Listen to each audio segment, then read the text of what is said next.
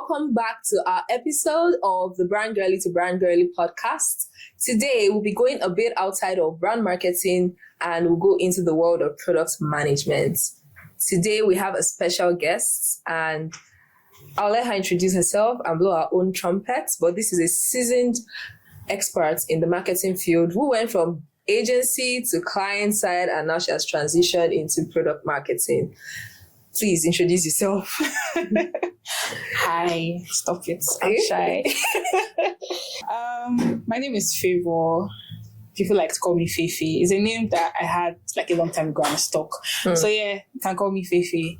I'm a product marketing manager. I actually, like Kim said, I transitioned from agency, from content writing to brand management, and now a full-blown product marketing manager. Yeah, so that's me. God, I beg. Now, wow. So when did you know that this transition would happen? Quite frankly, I won't say I knew like outrightly here, but I feel like for me, entering into the whole brand marketing space was something I knew from time, because initially, I think I was like off track because I wanted to be an accountant. I don't think I ever told you this story. But I actually wanted to be an accountant growing up. That was like my first love though.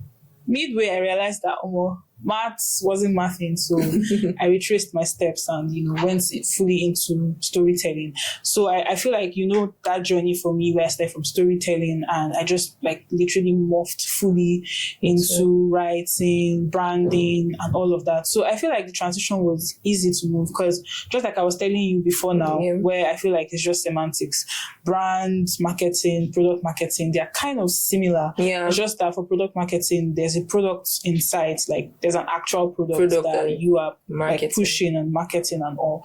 So it was easy for me to do the transition, but to say I saw it coming, I don't think I outrightly saw it like, I woke up like, I'm going to move to product marketing today. Nah.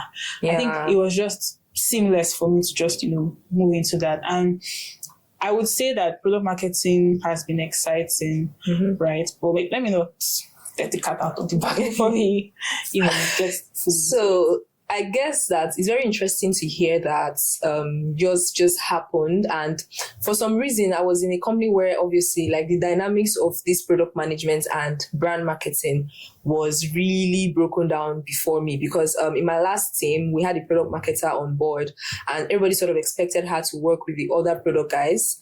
But she was, with us. And, when we have campaigns to run and all of that, since I was in corporate communication and brand management, they would say, okay, manage messaging around promoting the brand, talk about the company, talk about the heart of the financial space and all of those things. Then she will now focus more on the salesy part of how to make the products look good. But you see that a lot of times roles intertwine. And then you just have to have that mindset that even as a brand manager, you need to understand product marketing to an extent. Exactly. And then as a product marketer, you need to understand brand marketing to an extent. So now what I would like to know is for somebody who, for example, just starts out as a mass communication graduate and obviously just goes into the space, they are figuring things out, they might not really want to do corporate communications and they want to evolve into products. Is there anything you like to tell them? Is there something that you did that probably worked for you? Did you have to take any courses? Did you have to speak to anybody? Did you have to watch YouTube videos? Like, how did it happen? Okay, so for me, after graduation, like since you started from there, after graduation, I feel like NYSC was that defining moment for me because I served outside of my comfort zone. I was in a new place and I really didn't have much to do, especially where I was working, right? Because I was literally just showing up there for the sake of NYSC, right? So I had a lot of time on my hands and that was actually when I started my blog. And designing the blog was like easiest thing for me then because I literally had time. I had resources and all of that. Maybe not all the resources, but yeah. And then I started out writing. So I would say as a graduate of mass communication, first things first, just build your skills. Like if you want to be a writer, start writing. Check out for writers that you love. Listen to them, how they write. Check out their writing style. Just don't be idle. And then another thing I did was actually starting out as an intern. Many people want quick success. They're just graduating. You're looking for a job that's paying you 200K. Maybe you get that connection, maybe.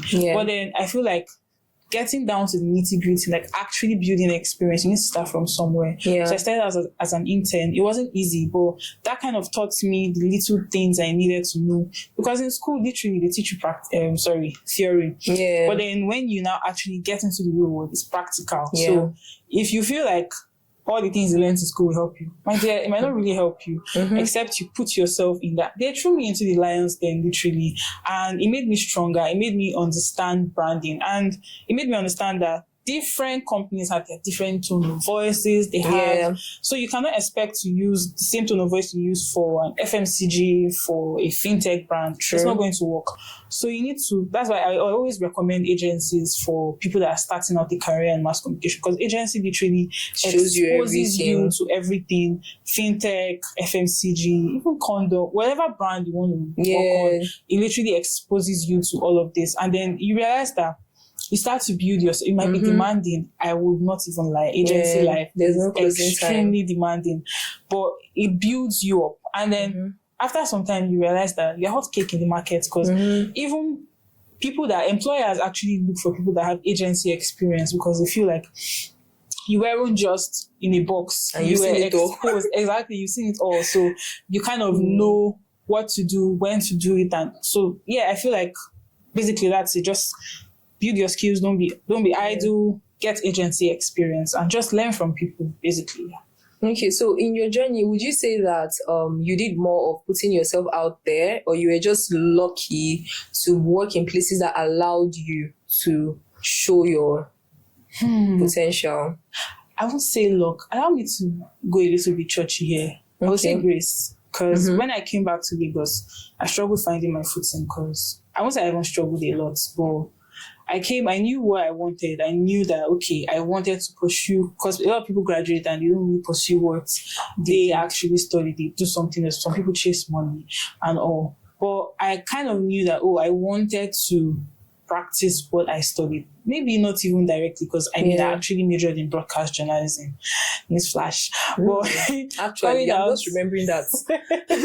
I actually did a little bit of that, but I realized that, okay, let me try something still within the confines of mass communication.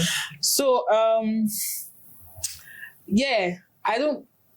grace, like I said, and I was able to get a good opportunity. I almost turned it down, funny enough, because then I felt like, me, a graduate, you want to pay me this. But then I thought about it again, that I'm just starting out. I don't expect someone to employ me and just pay me a lot of money. They don't know me from anywhere. I don't have the experience. I actually didn't. All I knew was my blog, my writing, and maybe just a little tip here and there, and probably what they taught me in school, which was theory. Right? So, I feel like being in that, having friends that were able to vouch for me, to say, I studied with this person and she is good for the job, I think she will be. So that was, I think my network kind of helped me, and I think that's very interesting, because again, like you mentioned, you said you did broadcast and media, and many of us actually had that passion while we were younger, that I want to speak in front of the camera, I want to read news, I want to be like these guys on CNN and all of that. But when you look at the economic reality, first of all, the fact that you're still in Nigeria, you might want to consider things that are a bit more lucrative, like things that that will make money for you. Exactly. Right? So I want us to sort of talk about the fact that people need to, should I say, adapt or evolve, in the sense that now we have digital marketing. So even as a product marketer, even as a brand marketer, you can't be talking about any brand today and that brand is on social media, because some people come and then they say, my brand is this. I've been looking for one particular brand since yesterday online, because I'm like, where is your brand? Nobody knows anything about Last time you posted was 2022. As in, oops, your website is still coming soon. Like, I don't understand. I feel like we need to have the conversation of how best can people actually position themselves. You are a product marketer, so I'm guessing that you've worked with several people and you've seen how people think. So even people that are typical baby boomers or Gen X are employers, how do you convince them to see the need for evolving, or to see the need for digital marketing, or whatever new innovations you have as a person? How do you manage those guys? Okay, so it's a little bit dicey. Sometimes people can be rigid. But I feel like we are in the era of AI, we're in the era of tech. Everything has gone digital, right? I don't believe that.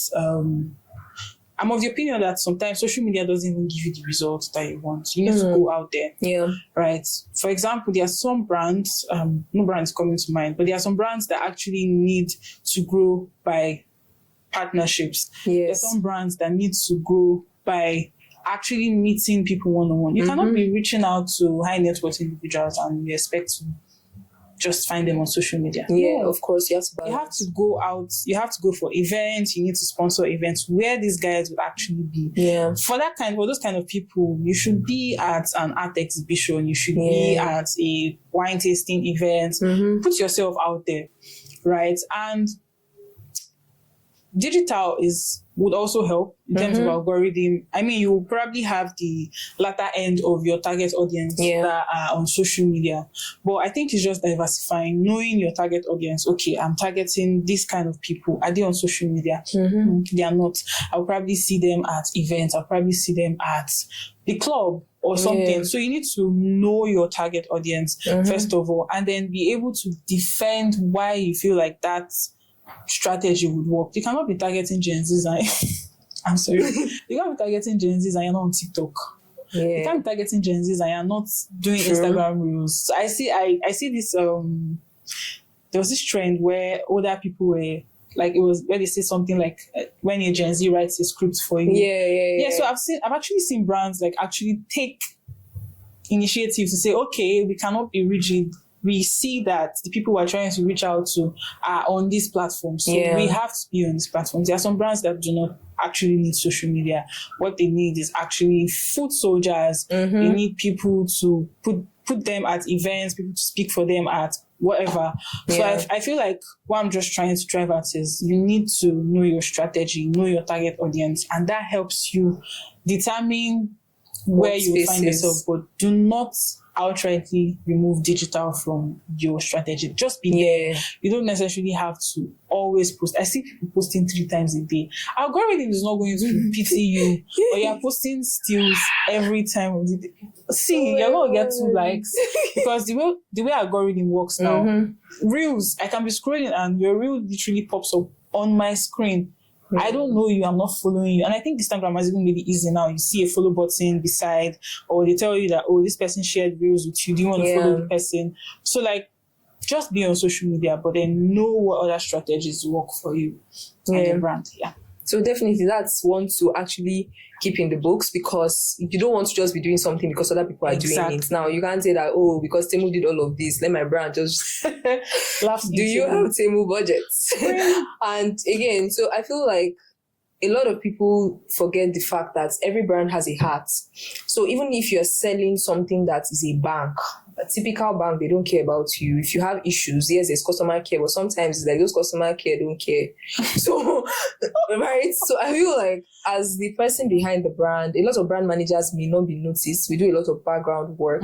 What's that one thing that you'd say to people to always keep in mind while managing any brand? If you'd say just one thing, like final words. How do I say this now? You have to leave your comfort zone. That's literally what I'm going to say. This thing you said about brand managers, clean background. I'm I even see myself as a very reserved person. I'm an introvert. But there's something my friend used to tell me. You might not like it, but if it's part of the job, you have to do it. Right? So I would say for brand managers or product marketing managers that feel like their introverted self or their reserved self kind of gets in the way, just always remind yourself that you need to do this. So you need to come out of your comfort zone when the need arises. Don't always feel like, oh, I can't do it. It's not my style. If it's going to work for the brand, if it's going to work for you, you need to put yourself out there. So just come out of your comfort zone, literally. Okay, thank you so much. I actually resonate with that because the first brand marketing role I had, my boss was always like, put makeup on every day. And again, it might not just be it might not just be your thing. Like obviously wear makeup every day to shoot content for a company. That's what they want. I saw something trending this week, and I really don't bring in trends to this podcast, but I feel like I need to speak about this on Career Body, where a lady was like that. She packed her hair and the company was like she can't shoot video for them like that she either needs to go and wear a wig or she needs to go and make her hair. And then she came on social media and took it very personal. Somebody was more like, are you sure you're going to have a job after this? Because she was complaining of the fact that her boss was discriminating Black women's hair. I don't see it that way because I'm a brand person. It's just presentation. Like they want you to appear a certain kind of way. So in that situation, for example, I feel like what you said about stepping out of your comfort zone really matters because people actually need to know that when you come for a job, you are not the same person that left your house. Exactly. I was also an introvert and I can't even remember being an introvert anymore because when you go for events, you have to talk to people. I can't be speaking to people that are accompanying me for an event. I'm there to network and meet more people. And that's actually how I started speaking up more. And somehow I got better at public speaking, doing things like this because I had to bring myself out of that whole space of just being in one place. Do you get? So again, I don't know what you think about the girl that was on Career Body and trending, but presentation matters. Branding is packaging, and I want us to correct that notion of people just dressing anyhow and saying, oh, I'm just a brand manager, I just post on social media, I'm not even the person that does anything, do I have to show my face? I feel like when you said this brand manager and then posting on social media, I feel like people miss the point. A social media manager is different from a brand manager. Maybe you're doing all, but then you're wearing two hats. Yes. As a brand manager, you're a different person. Yes. As a social media manager, you're a different person. Yes. Funny thing is, I feel like this thing you said about presenting, going out and all of that, I feel like sometimes I still struggle. I had someone tell me recently that, you do this, you actually, when you want to talk, I can still see that you're shy, but then you do it shy anyway and all of that. And then I was telling the person, I was like, you don't know the battles I fight before I literally come out to do that, right? And then this thing you said about going for events, I don't like going for events, but when you end up in a job that actually puts you there, that makes you go for events, you're gonna buy those clothes. Yeah, you have to. Yes, you have to be certain because you don't want a situation where people see you and they're like, "Was that the brand manager for that brand?" Okay. Yeah, and it's a corporate world. People are harsh. Yeah, so just to like speak to briefly on what that trend that you mentioned, I feel like if the company has these standards and you know that this is a standard, then live with it. I really did not see the point of her bringing it online. I feel like some things do not necessarily have to be online. If you want to make your case, you probably would have made your case offline. She didn't have to bring it online because I agree. Yeah. True. So I think that today's session was really enlightening for me, but I don't know if you have any recommendations because you mentioned that people should watch out for people in the industrial space that they want to mirror after. So like for a product manager or marketer, I don't know if you took any courses or there are resources that you'd like to share just to help our viewers. Okay. So for product, I actually did product management courses, not actually product marketing management courses. I actually did one with Trefford. That was like, it was that period where I knew I wanted to do the agency, right? But then I wasn't quite sure where I wanted to go, right? So I took some product management courses at the time, understanding the product, nice to have, all of those nitty-gritties about product management. So but if you actually go on Udemy, Coursera, there are 1,001 courses that you can actually take that would help you and I feel like I'm not really big on just taking courses and you still need that practical because it's more or less like going back to school. But I'm always pro getting new skills and all because it will help you. But at the end of the day, if you just get those skills and sit down in your house, it's not going to help you. You need to actually put them to practice. So take the courses, but look for roles that actually. And I feel like sometimes people want to transition and they're not willing to take a pay cut. My dear, if you're coming from nursing to product marketing, you're going to have to take a pay cut. Yeah, you right? So I feel like people should also be open to taking pay cuts when they are switching careers because they're literally taking a huge switch. So they have to first invest in you and be sure that you are what's like upping the stakes on. So, I agree. Thank you very much. I really enjoyed this session. I feel like I Thank spoke you for more having about me. the things that, we both experienced together, especially at the starting phase. But again, from writers to what we do today, I mean, evolving is actually the evolving is actually top notch. And I just feel like a lot of people should just put themselves out there and try as much as possible to speak to other people in your circle.